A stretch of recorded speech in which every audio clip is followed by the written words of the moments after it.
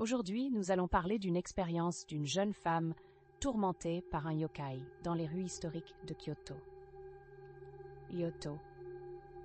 C'est un témoignage de Camille Day. Salut à tous, je suis Camille, j'ai 27 ans et je suis passionnée par la culture japonaise et ses mythes.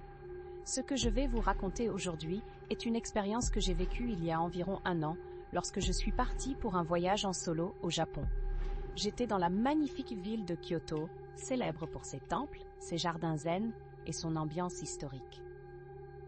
C'était en plein été et la chaleur humide me collait à la peau.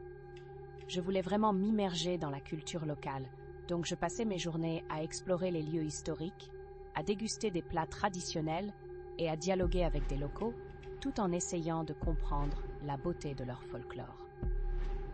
Un jour, alors que j'explorais les ruelles étroites de Gion, le quartier des geishas, j'ai entendu parler d'un yokai, un esprit malicieux qui hante les rues du Japon. Les habitants de Kyoto racontaient souvent l'histoire d'un yokai nommé Yurei, un esprit tourmenté qui cherche à se venger de ses souffrances passées.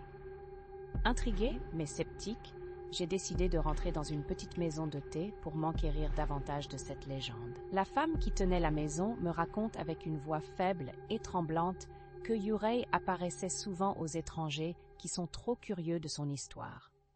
Depuis ce jour-là, je n'ai pas pu m'empêcher de penser à ce qui pourrait m'arriver. Chaque bruit dans la nuit semblait accentuer ma crainte. La première nuit où j'ai dormi, j'étais particulièrement nerveuse. J'étais la seule cliente de l'hôtel traditionnel où je m'étais installée, et c'était l'une de ces maisons japonaises avec des tatamis et des portes en papier. Au fur et à mesure des jours, des ombres commençaient à jouer avec mon esprit, me laissant des impressions de présence invisible. Je me suis mise à ressentir une étrange sensation de malaise, un sentiment que quelqu'un ou quelque chose m'observait. Fascinée par ce sentiment troublant, je suis allée rendre visite à un temple shinto local, le Fushimi Inari Taisha, connu pour ses milliers de torii rouges. En parcourant les sentiers enchevêtrés, j'ai commencé à l'entendre. Une voix murmurant à l'oreille, à peine audible, semblant appeler mon nom. Il avait souvent évoqué des cas de possession dans ses lèvres.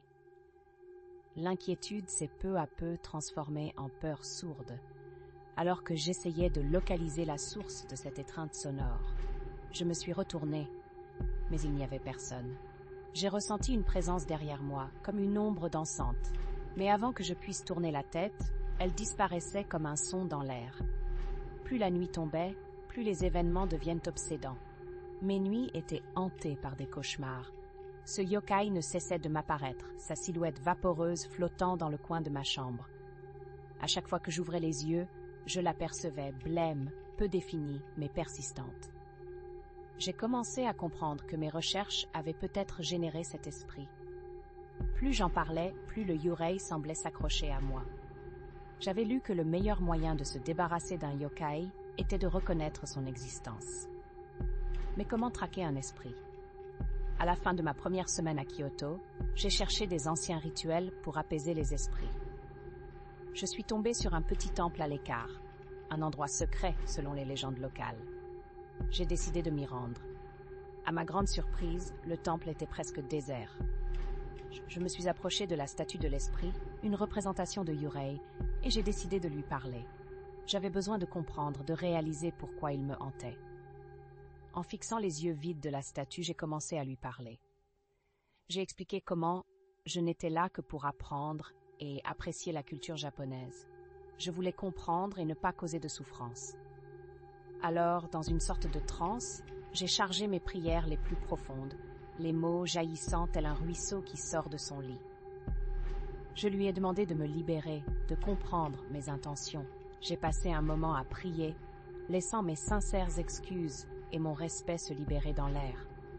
Puis, après un long instant de silence, une brise légère a traversé le temple, me faisant frissonner. J'ai ressenti comme une sorte de soulagement, quelque chose semblait s'apaiser.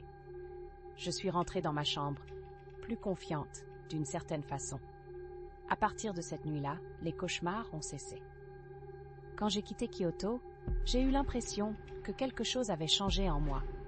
Peut-être que le Yurei avait vu ma sincérité et décidé de me laisser partir. Aujourd'hui, alors que j'écris ce récit, je suis à Paris, et je repense souvent à cette ville, ce yokai qui semblait me poursuivre. Mais maintenant, je crois qu'il m'a finalement laissé en paix.